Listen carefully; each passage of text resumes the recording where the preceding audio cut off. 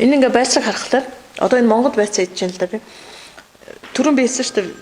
Байцаан дотор А, Е, Д витамин гэж байдаг те. Тэгэхээр энэ байцаа ингээд өнгөлөхөр арба шар өнгөлт амаагаалж байгаа байхгүй.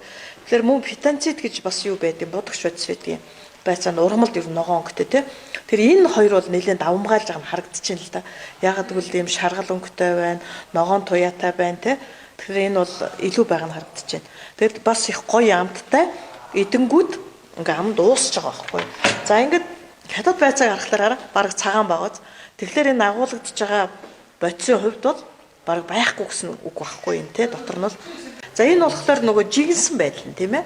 Тэгэхээр жигэнсэн байдлаар харахад энэ дээр бол бас бүр илүү их шаргал юутай байна. Тэгэхээр жигнэ гэдэг чинь байцаан дотор байгаа нөгөө шимт бодисууд нь илүү хатгалагдана гэсэн үг шүү дээ тийм ээ.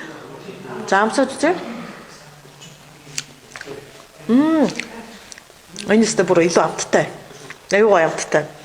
За тэгээ нөгөө гой чихэрлэг, фруктоз, глюкоз, витамин С гэсэн тэр бодисууд их байна.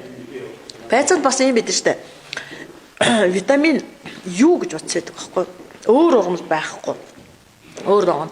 Энэ бол нөгөө шархлааны эсрэг үйлчлэгтэй байдаг байхгүй.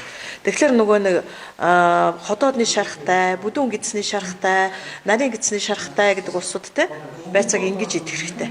Ингэвэл маш сайн.